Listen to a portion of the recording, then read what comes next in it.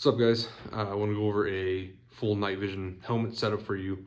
Let you see what I got, give you some ideas, some inspiration, add to the hundreds of videos on YouTube already, but just kind of break it all down for you and give you some more options. So the helmet itself is a Team Wendy Exfil SL. The SL is the lighter weight version. I've got neck problems and back problems, so saving weight anywhere I can really helps out. On top of it is a defense mechanisms cover made specifically for the Team Wendy. These are really cool. Adds a little more Velcro than you get on the Team Wendy. So it kind of breaks up the texture, the pattern on there. I just kind of like the way it looks. So on the back, I have a Shaw Concepts brain pouch. Brain is an acronym that I don't remember off the top of my head.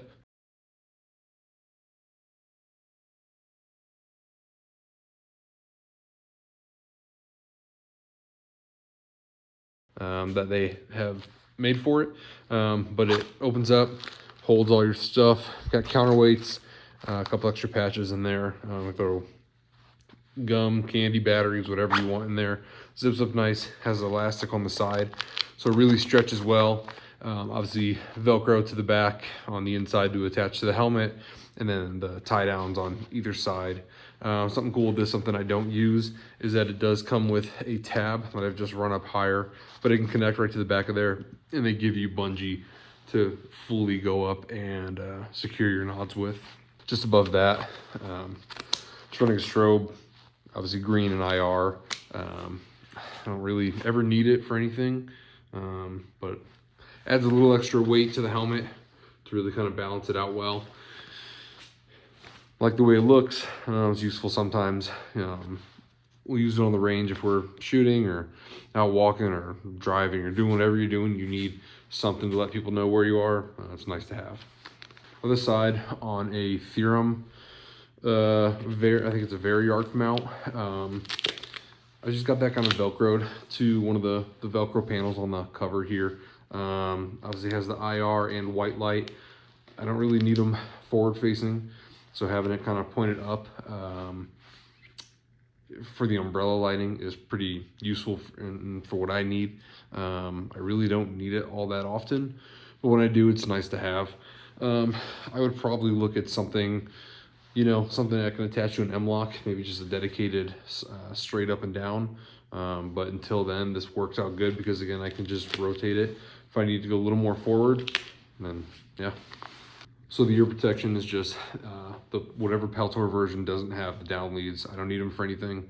Therefore, I don't use them. I don't need them on there. A little bit cheaper, this option. So, yeah. Moving to the front, kind of what everybody wants to see, right, is the night vision. Attaching the night vision, I have a Wilcox G24. It's the newer version, the light, with a little bit longer front end to really get some more extension. Mine is, just so you guys can see if you've never used any G24s before, Wilcox products, mine is slightly bent. My son dropped it without my nods on, thankfully, but dropped it, bent it, but it still works all the way, no problem. So for my nod setup, I'm running Photonis Vypers. These are specifically made by Photonis Defense. Obviously, just everyone knows them as Photonis. They look very similar to the Nocturne Industries Katana, and that's because they are. This housing was specifically made for Photonis by Nocturne for this housing, for this system that Photonis puts out. Inside the tubes are Photonis Echo high gain tubes. I think that's the correct terminology for it. Anyway, 2300 FOM, super low EBI, really good SNR, no spots, super clean. And something I like, I got these from Steel Industries. They kind of come as so Steel doesn't build them from what I understand. They come from Photonis as a full complete setup. I plan on doing a review of these one day, just so everyone can kind of see what you're getting, and why I think these are such a good deal to get into white phos night vision.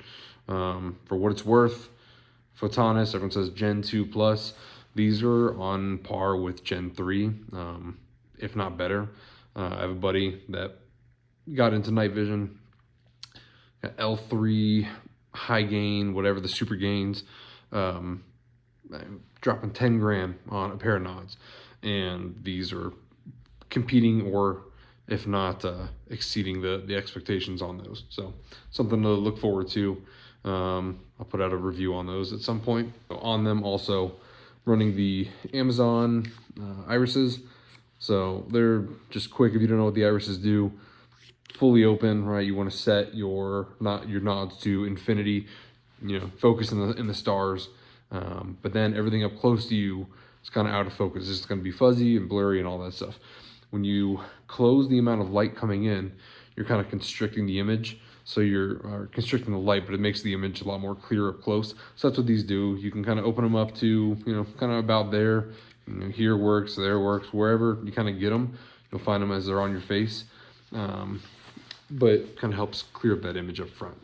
I don't use them a whole lot, but you know, they're here if you do need them. So the piece I forgot to mention, obviously on the 3M mounts for the Peltors, just kind of click in, click out. I prefer these over the amps. I just like them there. Just it's a preference thing, comfort thing. Something I forgot to mention though was my Princeton Tec light.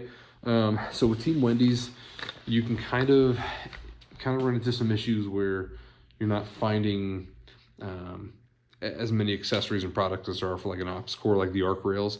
So you kind of got to get a little creative with things.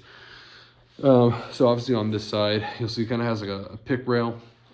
So when you buy the Princeton Tec light, it comes with 4 or 5 different attachments, one of them being the pick rail mount.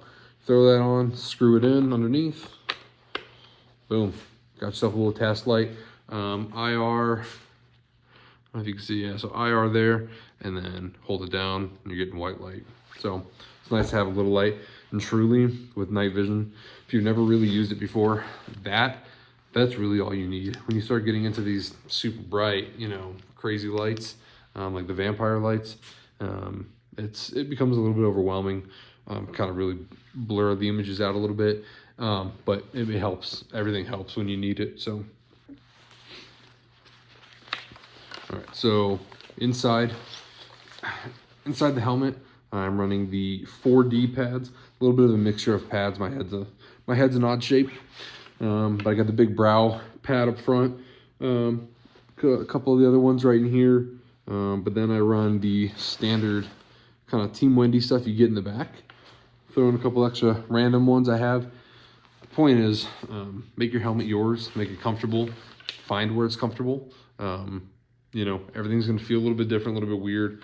I like the Team Wendy suspension over, you know, like the worm dial or the OCC dial from Ops Core. But you know, to each their own. Just find what works for you. But you know, so the video is probably gonna be a little awkward. I'm not used to talking in front of a camera yet, so give me time. Still learning. Like I said, I plan on doing a couple you know, other videos, some you know, another rifle breakdown, do a full review of the Vipers here, and yeah, kind of go from there. So yeah, I appreciate it. If you guys want to subscribe, like it, leave some comments. If you guys have any questions, please let me know. I'd be more than happy to continue this. Something I want to try out, something I want to kind of dabble in and see if I'm any good at it. So thanks.